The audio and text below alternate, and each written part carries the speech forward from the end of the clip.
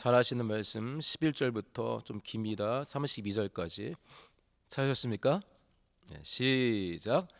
또 가라사대 어떤 사람이 두 아들이 있는데 그 둘째가 아비에게 말하되 아버지여 재산 중에서 내게 돌아올 분깃을 내게 주소서 하는지라.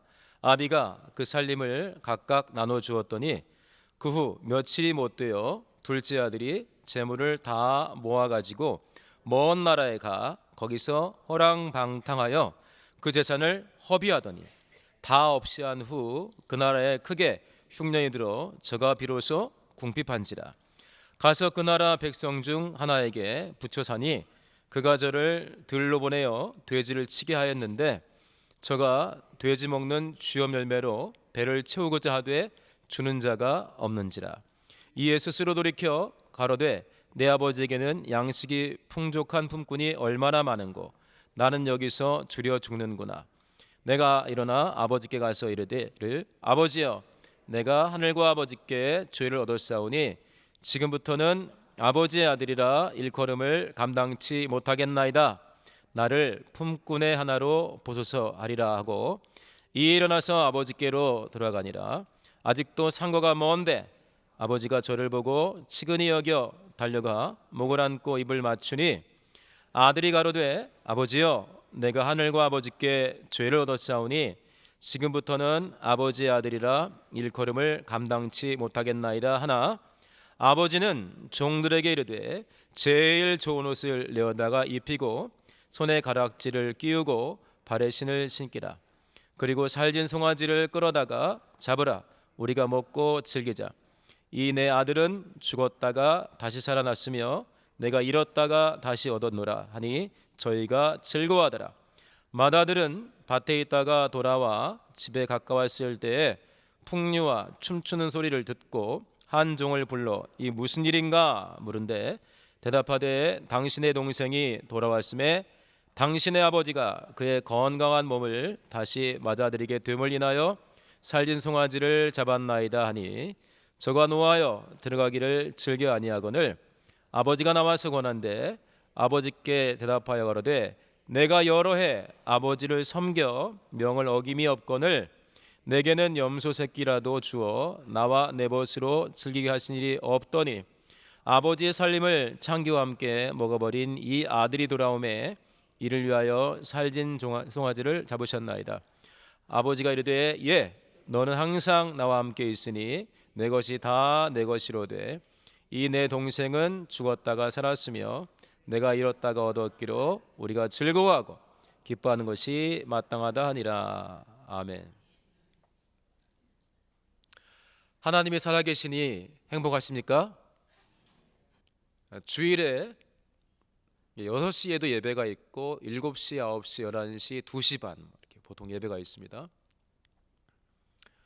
한 번 참여하시는 분도 있고 두세 번 참여하시는 분도 있겠고 수요일 날 보통 또 있죠. 또 금요일 날 또 기도하러 이렇게 또 모입니다. 예배는 누구와의 만남입니까? 누구와의 만남이에요, 장로님? 우리 하나님과의 만남입니다. 사람과 만나서도 긴히 주고받는 이야기들이 있습니다.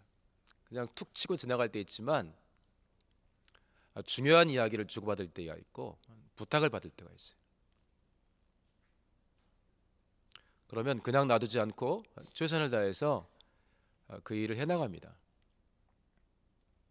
예배가 하나님과의 만남이라는 것을 우리가 배웠고 이렇게 인정하기 때문에 그다음에 중요한 건 뭐냐면 그 예배 때 하나님이 나를 만나서 내게 뭐라 말씀하셨는가, 그 예배 때 하나님이 나를 부르신 이유는 뭐고 내게 하신 말씀은 무엇인가를 살피는 것입니다. 없는 하나님을 살아계신 것처럼 생각하는 게 아니라 살아계시고 함께하시고 크시고 영원하시고 나중에 우리가 그 심판대 앞에 서게 될 하나님이시기 때문에 그와 우리가 어떤 만남을 가졌고 또 만났을 때 그가 내게 뭐라고 하셨는가 굉장히 중요합니다. 저도 우리 성도님들 그러겠지만은 예배를 하게 되면 예배가 좀 적진 않기 때문에 모든 예배를 그렇게 하진 못하고 일주일에 한두 번 정도의 예배는 꼼꼼히 따지죠. 이제 내가 7시 예배를 했는데, 아니면 내가 6시 예배를 했는데, 아니면 내가 오늘은 일이 있어서 2시 반 예배를 했는데 하나님께서 내게 본문으로는 이런 말씀을 주셨고, 찬양은 이렇게 했고, 설교자는 이렇게 그 말씀을 풀어서 이렇게 또 기도를 인도하더라. 그러면 세워졌던 사람들은 사람들이지만 글을 쓰신 하나님께서 하신 말씀이 분명히 있기 때문에 우리가 살핍니다. 그렇지 않으면 예배가 굉장히 공허해요. 예배 다 했어? 예배 시간이 끝나면 끝난 거랑 똑같은 거가 되는 거죠. 하나님이 내게 주신 것을 기억지 못할 수가 있고, 왜 나에게 저 말씀을 주셨지 생각하고 기도하지 않으면 하나님과의 만남이라는 게 굉장히 공허해집니다. 굉장히 신경을 써서 나를 만나 주셨는데 그분이 내게 하신 말씀의 의미를 내가 개인적으로 받아들이지 못한다면 왜 나에게 그 말씀 하셨는지를 물으면 가르쳐 주실 것이고 기도 가운데 깨달을 텐데, 그게 없으면 하나님과의 만남이 굉장히 공허해지면서 신앙생활이 위험할 수가 있습니다. 평상시에 잘 보이지도 않아요. 하나님이 우리가 말씀을 읽을 때 하나님을 만나는 것처럼 읽지만 또 충만하지 않으면 그런 생각도 잘 안 들어요. 그러면 이게 위험한 거 아니겠습니까? 내 삶 속에서 지금 하나님이 나와 함께 하신다는 것을 내가 확신하지 못하는 것처럼 영혼에게 두려운 게 어디 있습니까? 지난주에 제가 2시 반 예배에 사실 죄송한데 피곤해서 여기는 못 있고 찬양한 다음에 이제 사무실에 있었습니다. 그날은 이제 6시 예배도 했고 7시도 했고 또 지원 나가서 11시 예배도 하고 왔고 한 상태였기 때문에 외부에서 손님이 오셨지만 여기 못 있고 사무실에 있었는데, 사실은 좀 염려를 했어요. 미국에서부터 오신 분인데 80년대 우리 교회를 다녔고 어떤 일들을 좀 잘 아는 분이라 하더라 해가지고 혹시나 그렇지 않는다고 들었지만 또 뭔가 이렇더라 저렇더라 하는 어떤 폭로가 있을 것 같아서 혹시나 그렇지 않다고 했지만 약간 염려는 됐는데, 사무실에서 귀를 쫑긋하고 듣는데 그런 내용이 없어요. 그래서 마음이 평안해서 그랬는지 잠들어 버렸어요. 제가 피곤한 상태였는데 깨보니까 아직 20분 정도 남아서 더 진행을 하더라고요. 근데 한 20분 정도 더 들었지만 마음에 와닿는 게 있었어요. 그래서 집에 가서 하루를 다 정리한 다음에 시간을 내 가지고 천천히 이제 다시 한번 반복해서 들었습니다. 멀리서부터 왔고 본인은 특별히 오고 싶지 않았지만 뭐라고 했냐면은 이렇게 가서 개혁을 하고자 하는 성도들에게 뭔가 마음을 합해주고 힘을 합해주는 것이 하나님께 순종하는 것이라고 생각되었다. 처음에는 오고 싶지 않았지만 그래서 순종하는 마음으로 왔습니다 해서 저도 마음이 많이 열리더라고요. 그래서 차분하게 쭉 들어보니까 마음에 잔잔하게 오는 게 많았습니다. 우리 교회가 어떤 모습을 지금도 개혁하고 있지만 주의 깊게 보면서 개혁해 나가야 되는지, 그리고 주중에 다시 한번 또 들었습니다. 저도 이제 듣고 어떻게 보면 매일매일의 설교가 중요하지만 특별한 순서였기 때문에 또 들었습니다. 그리고 그래서 이제 오늘 설교 제목으로도 해놨지만 계속 남는 것들이 있었어요. 변화시켜주고 싶지만 과연 변화될까 싶었던 교회 리더가 될 사람에게 하고 싶었던 말, 그리고 30년이 지난 뒤에 지금도 하고 싶은 말이라고 하면서 지금 그러고 있는 것이 행복하냐라고 묻고 싶다. 너 그렇게 하는 것이 정말 하나님 앞에서 진실한 거냐라고 묻고 싶다.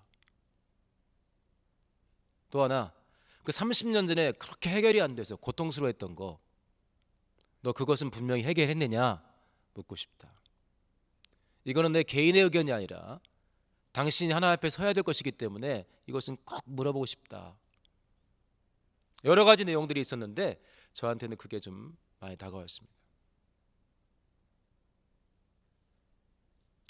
그래서 어느 한 사람에게만 그것을 적용하지 않고 그 설교 내용 중에서는 그 사람에게 적용하는 것이었고, 우리가 건강한 개혁을 하기를 원한다라고 어떤 나타나는 표적과 능력에 지나치게 치우쳐 있고 건강한 상식과 도덕이 무너지고 삶이 따라가지 않아서 이게 병행되지 않아서 굉장히 문제가 많았는데, 그런 부분을 전체적으로 살피면서 건강한 개혁을 하기를 원한다라는 이야기도 있었는데, 앞에 했던 부분, 너 그렇게 사는 게 행복하냐? 너 정말 성도들 앞에 진실하냐?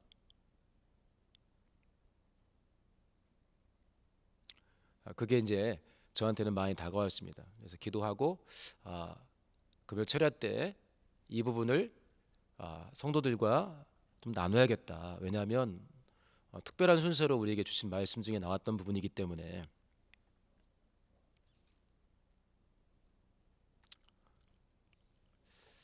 오늘 본문은 이제 우리가 잘 알고 있는 말씀입니다. 두 아들에 대한 내용인데 둘 다 아버지의 마음은 잘 몰라요. 하나는 그래서 여기서 아버지는 하나님에 대한 비유가 되겠죠. 그다음에 허랑방탕한 아들에 대한 것은 세리와 죄인들, 이스라엘 사람들이 우리가 아무리 고민하고 또 생각하고 또 생각해도 안 되다, 이건 포기해야 되겠다, 버려야 되겠다, 이 사람들은 모임에서 내어 쫓는 것이 하나님의 뜻이다 했던 세리와 죄인들을 의미하는 것일 것이고, 큰아들의 마음, 큰아들에 대한 내용은 이들을 바라보는 바리새인과 서기관들에 대한 어떤 비유가 분명히 될 것입니다. 왜냐하면 그 내용 다음들에 나왔기 때문에.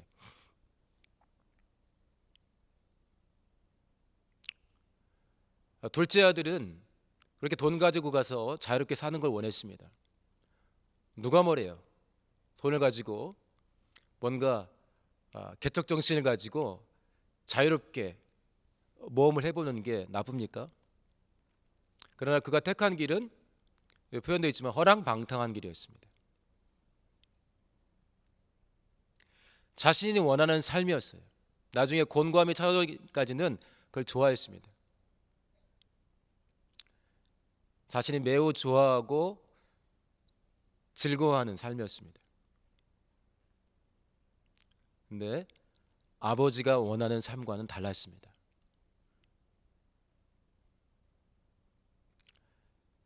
그 30년 전의 이야기를 하면서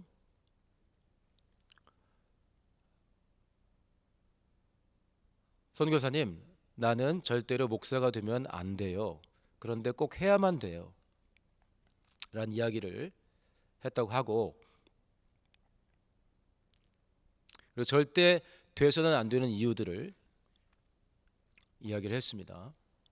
구체적으로 이야기는 안 했습니다.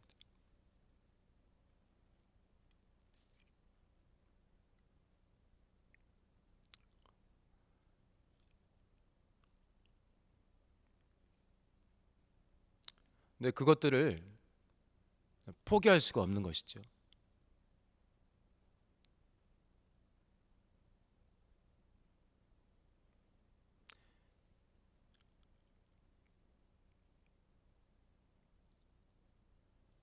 오늘 본문에서 허랑방탕한 아들이 멀리 떠나 있는 것을 아버지가 기다리는 장면들이 나옵니다. 아버지의 마음과 허랑방탕한 아들의 마음이 떨어져 있습니다.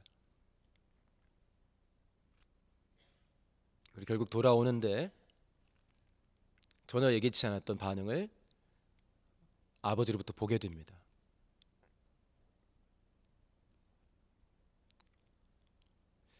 아버지의 마음을, 우리가 하나님 아버지의 마음을 이해한다면 어떤 상황 속에서부터도 포기하지 않고 좌절하지 않고 돌아올 수가 있습니다.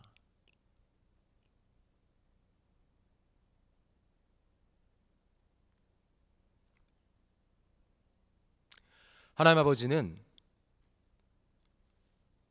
우리를 사랑하셔서 아들을 내어주셨습니다.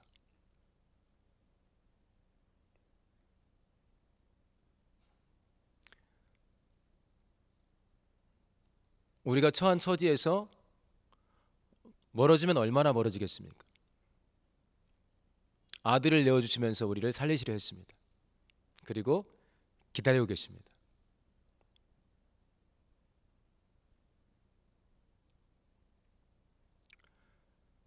지금 우리가 어떤 상황 속에서 있는지는 하나님이 아시고 우리 각각이 아는데, 지금 어떤 상황에 있다 할지라도 하나님 아버지 앞에서는 좌절하지 마시고 하나님 아버지 앞에 나가야 됩니다.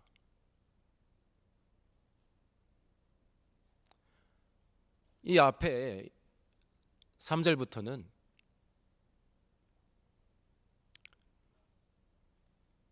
죄인 하나를 찾는 마음들을 보여주셨고, 세리와 죄인들의 친구가 되시는 부분들도 다뤄져 있는데, 그건 아들이 와서 실천을 한 것이죠. 아버지의 마음입니다. 모든 사람들에게 왕따가 되어 있는 영혼들에게도 찾아갈 수 있는 것이 하나님 아버지의 마음입니다. 어떤 상황에 있든지 절대 스스로 판단해서 좌절하지 마시고 이 밤에 하나님께로 마음을 열고 해결받으시기를 예수 이름으로 축원합니다. 그거 용서 못 받아, 그거 전부 가짜예요. 정직하게 기도하면 됩니다. 오죽했으면 대신 죽어주시는데 용서 못 받을 게 뭐가 있겠어요. 이번 주에 선지서, 나훔서하고 요나서를 3번 정도 읽었습니다. 주일에 왔던 그 미국에서 온 선교사님이 끝은 이미 정해져 있는 것 같은데 이 끝이 행복했으면 좋겠다, 끝은 정해져 있는 것 같은데 돌이켰으면 좋겠다 하면서 다시 한번 내가 정직하게 주고 싶은 말을, 하고 싶은 말이 있다면, 만나면 이 말씀을 내가 꼭 주고 싶다, 이 말씀을 하나님이 주시는 것 같다면서 나훔서 3장 18절 19절 이야기를 했습니다. 그거는 이제 아수르 왕이 완전히 멸망당할 것이라는 내용입니다. 무서운 말이죠.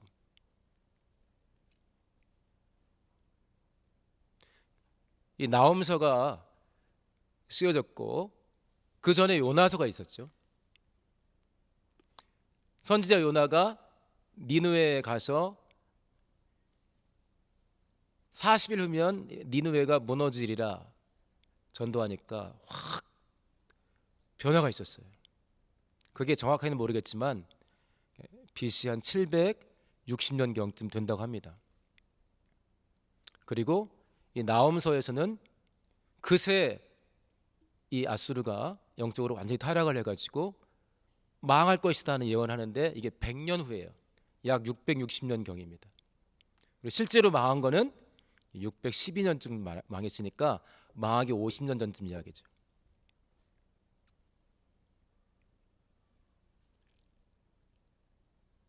그래서 요나서도 읽고 나훔서 읽고 요나서 읽고 나훔서 읽고,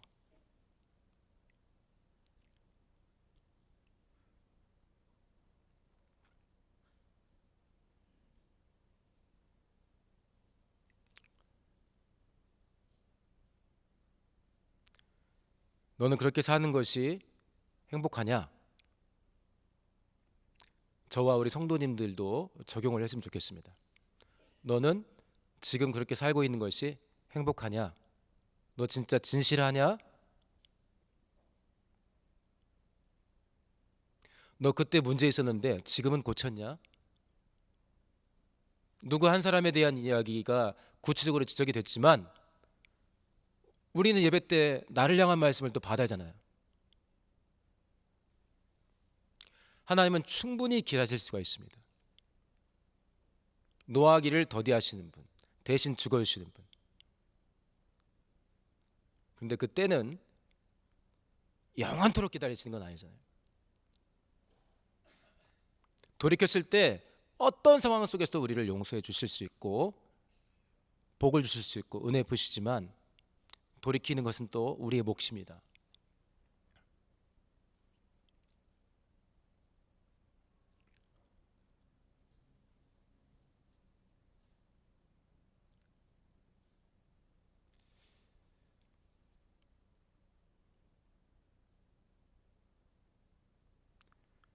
우리 자신들의 문제들을 같이 좀 볼 수 있었으면 좋겠습니다.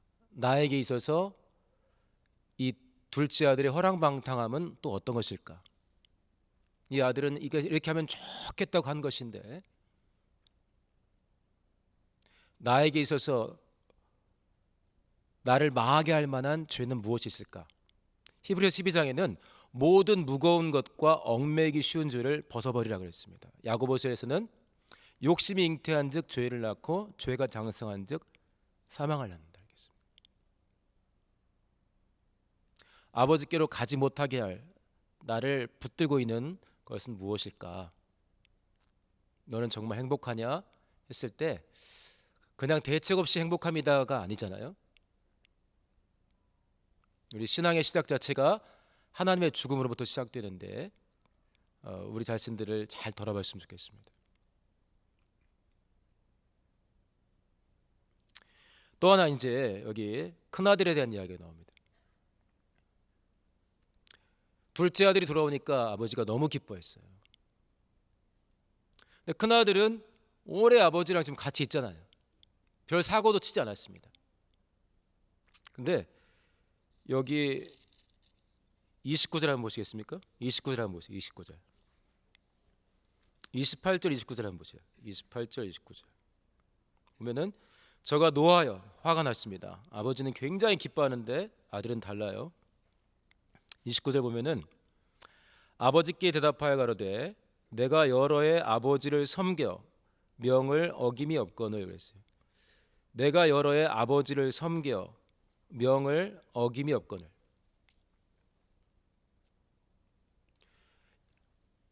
여러 해 아버지를 섬겨 명을 어김이 없거늘 정도가 되면은 아버지랑 마음이 막 통해야 되는데 좀 여기 이상하지 않습니까? 이 큰아들은 아버지를 섬기는 삶은 살았는데 아버지의 마음을 이해 못하는 거예요.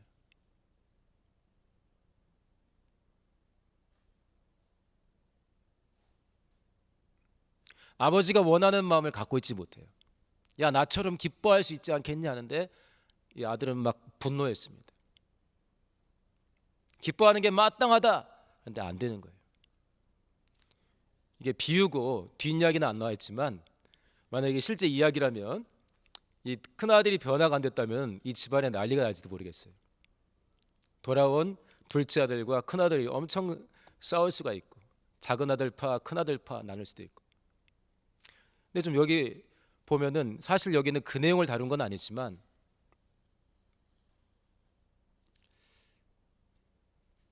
우리 교회 30년 전 이야기 쭉 지나온 이야기들 중에 뭐가 좀 마음이 아팠냐면은 이건 분명히 문제가 있는 것인데 공론화시켜서 이야기를 못했다.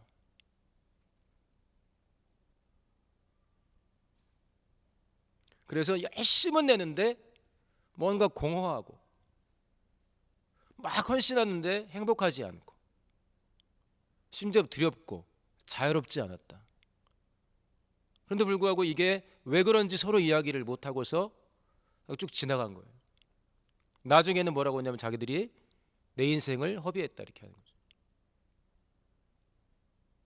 하나님이 살아 계셨는데 하나님이 그 상황을 보고 계셨는데 왜 그렇게 오랫동안 지속이 됐을까? 왜 도덕과 상식이 파괴되는데 그것을 놓고 충분히 생각하지 못했을까?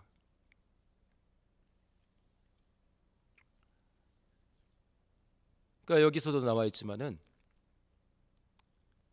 뭔가 섬겨서 열심을 내고 계속해서 순종해 왔고 통장에 잔고가 없을 정도로 헌신해 왔는데 이게 주님이 원하시는 것이었냐가 남는 것 같아요. 내가 주님을 섬겨서 이 일을 합니다. 이게 주님을 섬기는 게 맞습니다 했는데 그게 내가 원하는 것이냐, 하나님이 내가 원하는 것이 아니라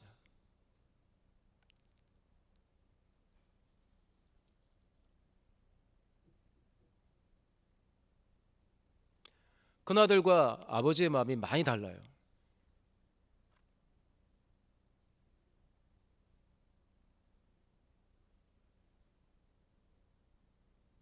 우리는 어떤가? 지금 우리가 열심을 내서 하는 것이 하나님이 원하시는 일들인가? 우리 자신들 각각을 돌아볼 때, 왜냐하면 공동체도 중요하지만 우리 각각이 중요하지 않습니까? 이스라엘이 로마서 10장에 보게 되면은 저들이 열심을 내었지만 지식을 좇는 게 아니었다. 그러니까 하나님의 뜻대로 된 건 아니었다. 하나님의 의를 구하지 않고 자기의 의를 구해서 힘써 하나님의 의에 복종치 않았다. 그렇게 열심을 냈는데 하나님과 상관이 없는 열심인 거예요. 하나님은 살아계시고 우리에게 하나님의 뜻을 그리고 마음을 나타내십니다. 할렐루야. 내가 이게 최고야 하고 열심을 내고 좋아했는데 알고 보니까 허랑방탕해. 내가 좋아하는 삶, 내가 원하는 삶이 하나님이 원하는 삶과 같은지, 나는 열심을 내어서 하나님을 섬겼는데 내가 내 생각에는 이것이 하나님의 뜻이라 해서 하나님을 섬기는 삶이 하나님이 정말 원하시는 삶이었는지, 나 자신이나 누군가를 향해서 어떤 마음을 품었는데 이 마음이 정당하다, 하나님이 원하시는 마음을 내가 품은 거다 했는데 실제로 그게 하나님이 내게 갖기를 원하시는 마음이었는지. 이 아들 보세요. 그렇게 열심을 내서 아버지의 일을 빈틈없이 했는데 아버지의 마음과 간격이 굉장히 크지 않습니까?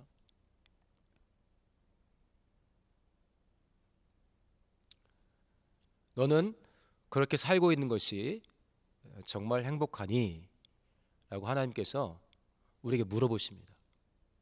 왜냐하면 우리가 정말 행복하기를 원하시기 때문에 그렇습니다.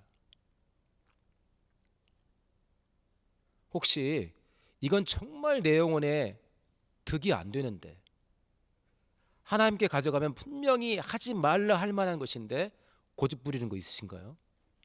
제가 생각해 봤어요. 그렇게 역사가 많이 있는데 왜 그렇게 돈과 어떤 권력과 또 쾌락의 문제에 있어서 반복되었을까? 생각나는 것이 이것을 가지고 하나님께 개인적으로 나가지 않았구나라는 생각이 드는 거예요. 우리도 제대로 한번 들켜보면은 혼나면은 다음에 그런 짓 못하거든요. 낯을 피한 거예요. 하나님의 낯을. 이거는 하고 싶고 놓고 싶지 않고, 그러니까 그것이 계속해서 교회를 힘들게 하는 열매대로 나오는 것이죠.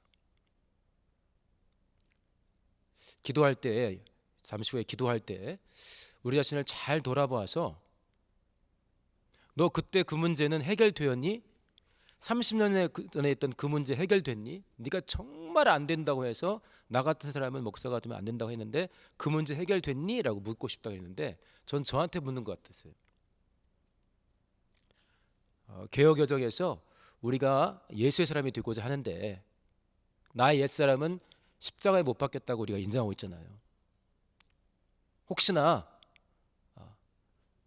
못 박혔던 그것들이 지금도 살아나서 내가 놓지 못하는 어떤 부분이 되어 있지는 않은지를 꼭 살폈으면 좋겠습니다.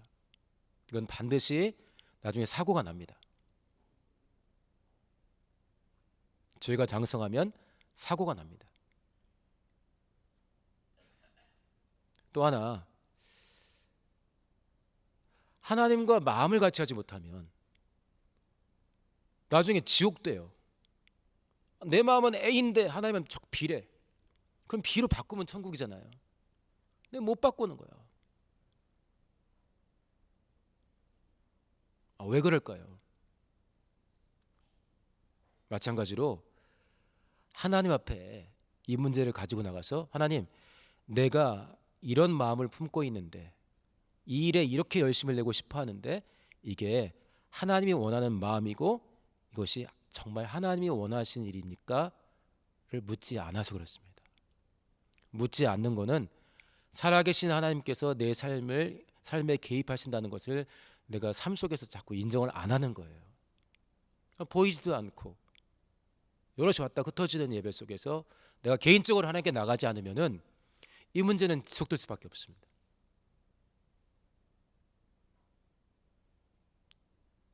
그래서 저와 우리 성도님들이 우리를 향한 하나님 아버지의 마음을 인격적으로 이해하고 체험하고 누렸으면 좋겠습니다. 하나님이 오래 기다리시지만 사실 이게 반전이라는 게 있는데 어떨 때는 섬찟해요. 계시록 20장을 읽고 있었는데 세세토록 밤낮으로 괴로움을 당할 것이다. 그러니까 우리 한 100년 산다고 치고 100년 동안 참아주셨어요. 우리는 오래 참았다 했고 성경에도 사람 입장에서는 오래 참는다 써 있는데 그 뒤에 보니까 영원토록 하나님께 괴로움을 당하는 거예요. 이 무시무시한 일이 사실 기다리고 있습니다. 그리고 이미 우리에게는 다양하게 알려주셨는데 그 아버지의 마음을 살아계신 하나님께서 우리를 향해 가지고 계신 마음, 그리고 내게 꼭 이 마음을 갖기를 원하시는 바로 그 마음들을 우리가 살피셔서 내가 원하는 삶이 아니라 하나님이 원하시는 삶, 내 입장에서 하나님을 섬기는 삶이 아니라 하나님 입장에서 하나님이 원하시는 하나님을 섬기는 삶, 그 삶으로 하나님 보시기에 정말 행복한 삶 살아가시기를 예수님으로 축원합니다. 행복하게 살아보겠다고 학생들이 공부를 해요. 다음 주 목요일 날 또 시험을 치릅니다. 또 직장을 준비합니다. 또 취준생들이 있습니다. 어떻게 살면 정말 행복할까? 하나님께서 하나하나에게 야, 너 그렇게 살아가고 있는 것이 정말 행복하니? 물어보십니다. 너에게 예수의 피는 어떤 의미냐? 너를 향한 나의 마음과 나의 꿈은 너에게는 어떤 의미냐? 하나님과 마음이 끊어진다는 것 자체가 너무 무섭잖아요. 대신 죽으실 만큼 우리를 끔찍하게 생각하는데 나와 하나님과 관계에서 마음이 끊어져 있는 거예요. 이거는 진짜 원수가 엄청 노력을 한 건데 마음과 마음이 이어져 있지 않아요. 이런 냉랭한 사이가 어디 있어요? 오늘 큰아들 이야기 봤지만 이게 길어지면 큰아들 시험 들어가지고 집을 나가버릴 수도 있어요. 내 생각과 아버지 생각 다르거든. 그러면 아버지 생각은 그랬어요? 저는 아버지가 둘째 들어오면 반 죽여놓을 줄 알았어요. 아니지. 걔가 잘못했지만 내 새끼인데 근데 한 달 후에 혼낼 거야. 이렇게 할 수도 있는데 그리스도인의 문화는 예수 문화는 다릅니다. 조직의 보스나 자기보다 서열 높은 사람을 배반하고 나갔다 들어온 사람을 우리 영화 보면은 폭력 조직 영화 보면은 그냥 안 놔두죠. 아주 막 난리가 납니다. 다시는 대들지 못하도록. 마치 큰 아들이 둘째 아들이 집에 왔더니 일을 마치고 왔더니 막 곡소리가 나고 뭐냐 했더니 둘째 아들이 오셨는데 아버지가 열받아가지고 지금 매달아 놓고 때리고 있습니다. 이러면 큰 아들이 마음이 편했을지도 몰라요. 그래서 아버지 그러지 마세요 하고서 이게 가정이 화목했을지 모르는데 이건 잔치를 벌이네. 아버지의 마음입니다. 내가 저런 놈은 교회에 없어도 되겠다 하는 영혼에게 내가 품는 마음과 아버지의 마음은 다릅니다. 그리고 내가 둘째 아들이 되어서 어딘가에서 좌절하고 있을 때, 내 마음대로 살다가 내 좋은 대로 살다가 좌절하고 있을 때 절대 스스로 낙심하고 끝낼 일이 절대 아닙니다. 우리 하나님께는 아버지께서는 우리를 언제든지 기다리십니다. 그 아버지의 마음을 그냥 그렇다더라가 아니라 나의 마음과 아버지의 마음이 이어지는 노력들을 하시고, 하나님과 개인적으로 나가서 아버지의 마음이 왜 내 마음과 떨어져 있지? 왜 내 마음은 이렇게 냉랭한 거지? 하나님이 살아계시고 나를 사랑하신다는데 왜 이렇게 냉랭하지? 그럼 고민해야 돼요. 왜 이렇게 신앙생활이 기쁘지 않지? 그럼 고민해야 돼요. 왜 기쁘지 않은지 서로 이야기하면서 방법을 찾고 하나님께 가지고 나가서 묻고, 그렇지 않으면 문제를 그대로 가지고 가는 것이 됩니다. 그래서 누구는 큰일 나기 전까지 허랑방탕하는 것이고, 누구는 확실하게 하나님이 가르치지 않으면 자기 마음에 좋은 대로 신앙생활을 하게 되고 자기 기준으로 사람들을 판단하면서 일을 만들어가게 됩니다. 하나님 아버지의 마음으로 충만하시기를 예수님을 축원합니다. 우리 다음 세대들을 위해서도 이제 기도할 텐데, 청소년들이, 청년들이 이 하나님 아버지의 마음을 충만하게 체험했으면 좋겠습니다. 아니, 지금 살아계신데, 저 지금 아버지가 80 넘었는데 전화 통화하면 마음이 왔다 갔다 해요. 근데 그보다 더 분명하시고 우리를 사랑하시는 하나님과의 관계에 이 마음이 이어져 있지 않고 냉랭하다면 문제가 큰 것이거든요. 그냥 넘어갈게. 원래 신앙생활 그런 게 아니라 원래 그렇지 않은 거거든요. 그래서 그 하나님의 마음으로 충만하시기를 예수님을 축원합니다. 자, 기도하겠습니다.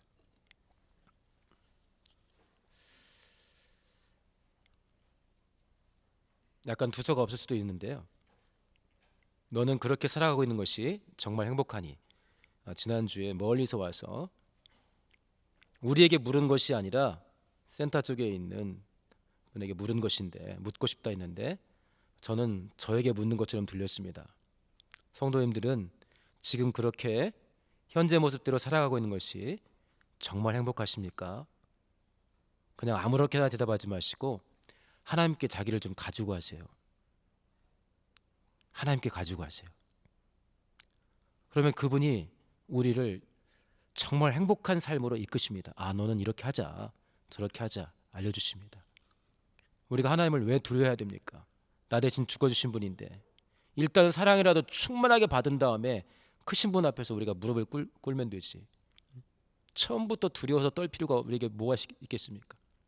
하나님이 우리에게 주시는 놀라운 영광스러운 일들을, 사명들을, 우리 각각에 주실 것들을 우리가 잘 구별하지 못하기 때문에 별것도 아닌 일에, 정말 구차한 일에 마음을 뺏기고 놓지를 못합니다. 누구는 돈, 누구는 권력, 또 다른 쾌락, 명예 등등등. 하나님께서 우리에게 복을 주셔서 나를 향한 하나님의 마음, 나를 향한 하나님의 마음으로 내 심령이 충만해지게 도와주시고, 하나님의 눈으로 세상을 보게 하시고, 하나님의 마음으로 영혼들에게 다가갈 수 있도록 도와주시고, 무엇보다 살아계신 하나님과 마음이 이어지는 신앙생활을 할 수 있게 해달라고. 내가 원하는 삶이 아니라 하나님이 원하시는 삶, 내 입장에서 내가 볼 때 이게 하나님을 섬기는 것이라는, 하나님을 섬기는 삶이 아니라 하나님이 정말 기뻐하시는, 하나님이 원하는 삶, 내가 드리고 싶은 내 마음이 아니라 하나님이 원하시는 마음을 품고서 신앙생활에 성공하며 진정 행복하게 살게 해달라고 우리 예수여 말하시고 동서로 기도합니다.